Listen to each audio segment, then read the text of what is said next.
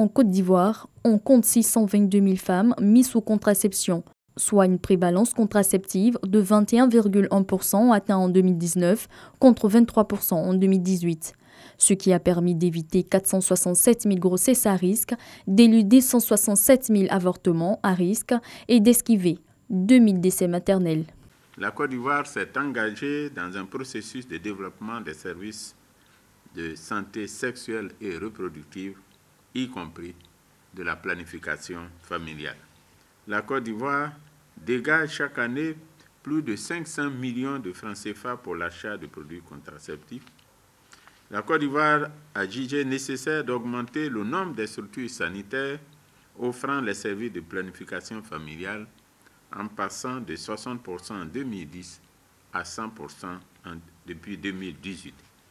La Côte d'Ivoire adapte les services de planification familiale aux adolescents et jeunes sur toute l'étendue du territoire. Même si l'objectif national de 31% d'ici 2020 est atteint, le pays continue son engagement dans le processus de développement des services de santé sexuelle et reproductive, y compris de la planification familiale.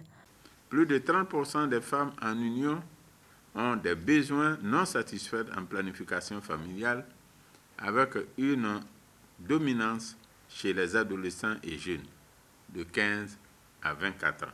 Chères mamans, chères jeunes filles, je vous invite à utiliser les services de planification familiale pour espacer les naissances. Les hommes sont invités à soutenir leurs femmes dans la planification, qui a aussi des avantages tels que la réduction des charges de la famille.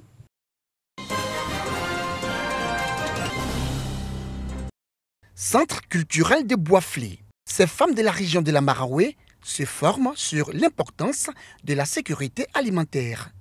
Objectif, rendre plus efficaces et plus efficientes leurs activités, qu'il s'agisse de la production, de l'approvisionnement des marchés, de la transformation semi-industrielle ou de la commercialisation de leurs produits agricoles. Vraiment, c'est une grâce pour nous de nous former pour que nous soyons entreprenantes.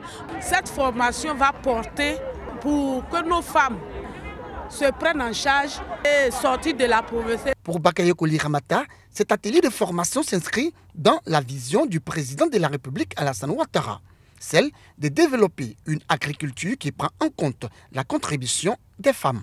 J'ai vu les femmes, des femmes braves, vaillantes, qui font un travail formidable et qui ont besoin d'être accompagnées encore plus. Cet atelier de formation s'inscrit dans la vision du président de la République.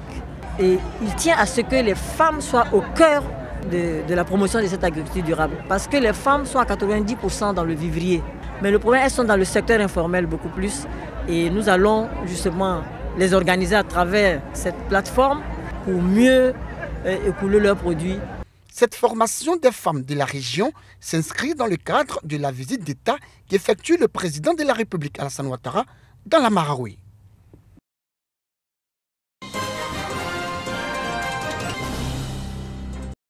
Depuis le 14 septembre dernier, la rentrée scolaire 2020-2021 est effective partout en Côte d'Ivoire. Une rentrée particulière en raison de la pandémie à coronavirus.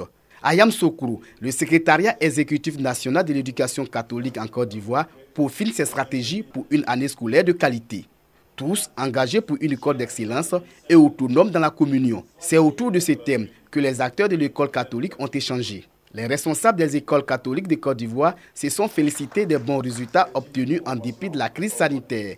Les chefs d'établissement ont été invités à respecter les clauses de la convention avec l'État dans la gestion de l'école catholique. Pour cette rencontre sur la vie de l'école catholique, tous les acteurs ont effectué le déplacement de Yamoussoukro. Il a été demandé aux enseignants d'initier les apprenants aux valeurs humaines, sociales, spirituelles, indispensables pour rebâtir la nouvelle Côte d'Ivoire.